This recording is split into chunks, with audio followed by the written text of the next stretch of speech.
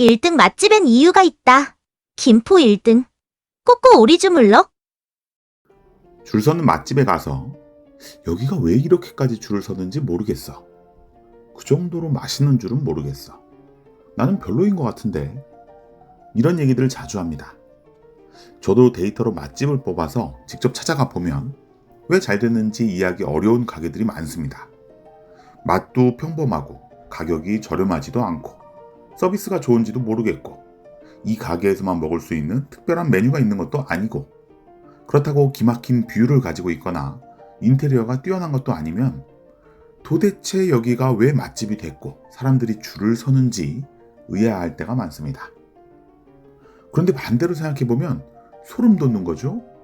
이렇게 실력이 없는 것 같은데 실력 있는 가게보다 맛집으로 더 유명해지고 돈을 더 많이 버는 건 기술이라고 해야 할 것 같습니다. 특별할 게 없는 가게를 특별한 가게로 만들어내는 것이니 대단한 기술이라고 봐야겠죠. 그러다 가끔 진짜 실력 있는 가게를 만날 때도 있습니다. 기술이 아니라 실력으로 승부해서 고객의 감탄을 자아내는 실력자들이죠. 모든 면이 너무 만족스러운데 그런 실력에 비해서는 잘 알려지지 않은 가게들입니다. 좋게 말하면 숨은 맛집이지만 반대로 얘기하면 돈 버는 기술이 부족한 가게죠. 음식점 하면서 고객에 대한 마음이나 요리에 대한 진심 없이 돈만 벌겠다고 하는 것은 불량한 자세입니다. 그런데 반대로 돈 벌자고 하는 장사인데 학자처럼 연구만 하는 것도 좋지는 않습니다. 실력과 기술, 음식과 마케팅을 동시에 겸비하는 게 중요하죠. 이렇게 실력이 있는 매장이 기술까지 갖추게 되면 오래가는 진짜 맛집이 됩니다. 그리고 거기에 특성이라는 나만의 장점을 한 스푼 더하면 이제 넘볼 수 없는 위치로 오르게 됩니다. 데이터 분석을 오래 하다 보니 대략적인 감이 생겼는데 월 평균 3억 원 이상 매출을 올리는 맛집이 되면 그 가게만의 정체성과 컨셉이 무엇인지 명확하게 알 수 있습니다. 제가 강의를 할 때 매출 단계에 대해 설명드리는 경우가 종종 있는데요. 물론 업종에 따라 다르지만 월 매출이 1, 2천만 원 수준인 가게는 먼저 알리는 데 집중해야 합니다. 고객들이 아직 내 가게를 모르고 있을 가능성이 높거든요. 월 매출이 3, 4천만 원 정도 나오기 시작하면 일단 적당히 알려지고 찾아오는 집이 된 겁니다. 그 단계에서 7, 8천만 원까지 매출 수준을 올리려면 평일과 주말, 점심과 저녁이라는 회전율에 대한 고민이 필요합니다. 3, 4천만 원대의 가게는 언뜻 잘 되는 것 같이 보이지만 회전하지 않는 시간대가 있을 가능성이 높거든요. 그래서 평일 장사가 기본이라면 주말로 영역을 확장한다든가 점심 장사 위주인데 저녁으로 영역을 넓히면 한 단계 매출 수준이 올라갑니다. 여기서 다시 1억 원이 넘는 매출을 달성하려면 이제 메뉴와 가격에 대한 고민이 필요합니다.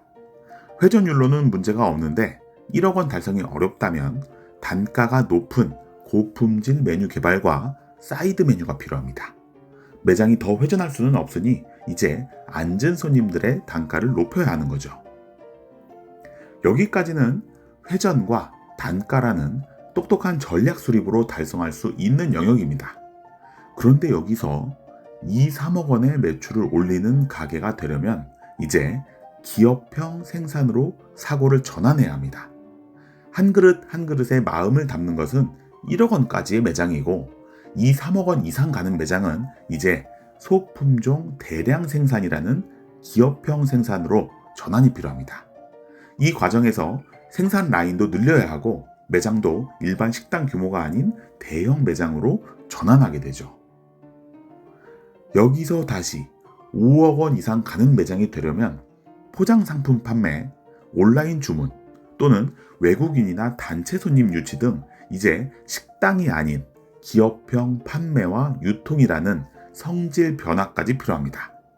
이게 하나의 매장이 최대한으로 성장할 수 있는 성장 단계였는데요.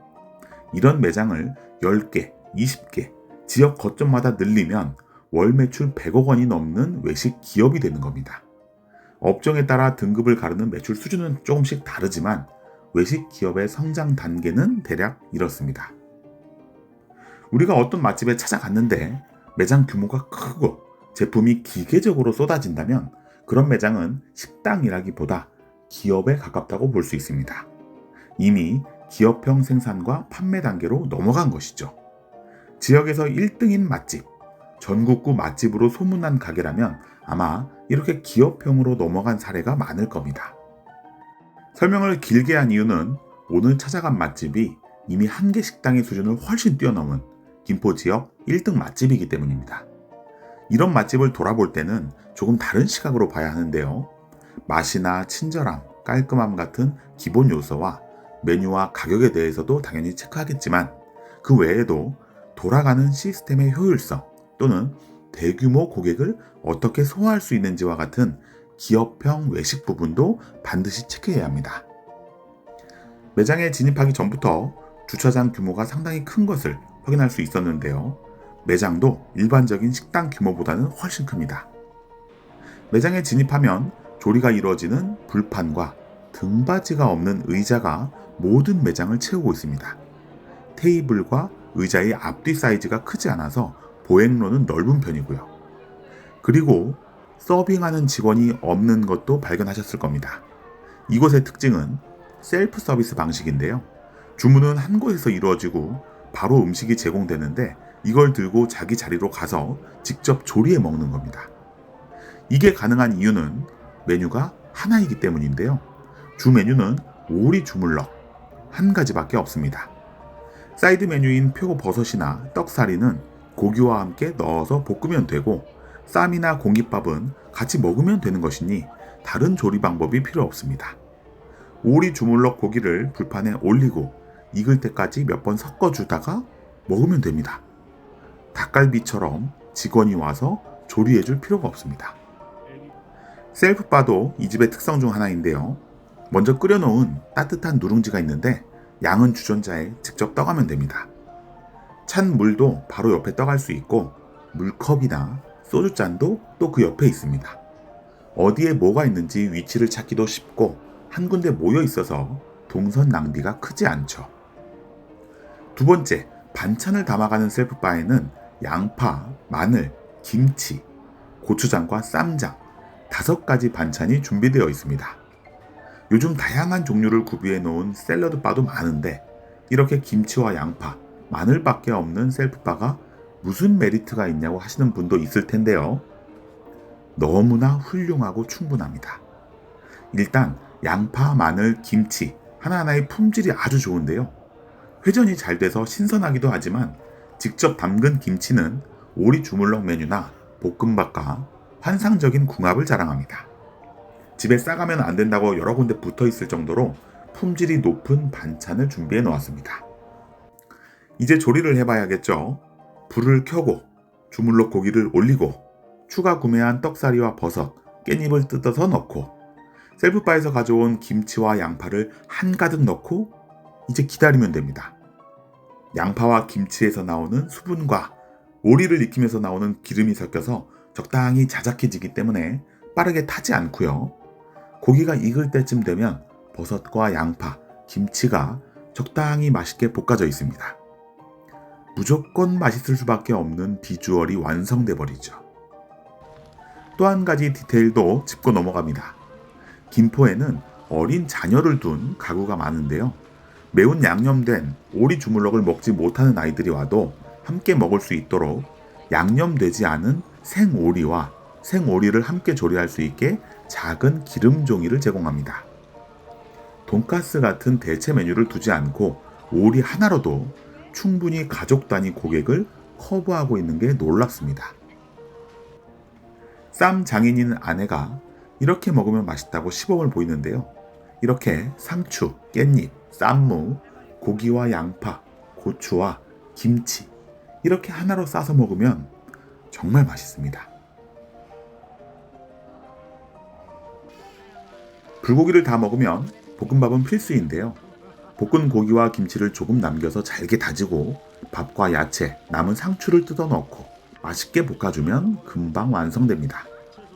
볶음 김치도 맛있지만 여기서 다시 차가운 김치와 함께 먹으면 무슨 맛인지 아시겠죠? 1등 가게는 1등인 이유가 있는 것 같습니다.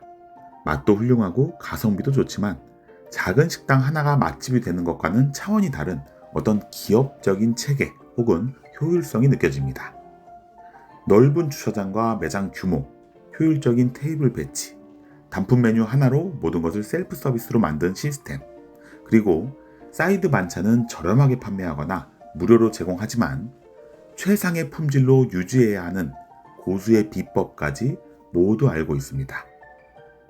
주변에 아무것도 없는 외딴 상권 입지에서도 당당히 김포시 1등 맛집을 유지하는 꼬꼬오리 주물럭. 손님들에게는 한번 방문해 보실 것을 추천하고 사업자분들께는 기업형 외식 사업의 벤치마킹 사례로 소개하고 싶네요. 김포 1등 맛집에서 상권 읽어주는 남자 주실장이었습니다. 좋아요, 댓글, 구독, 알림 설정.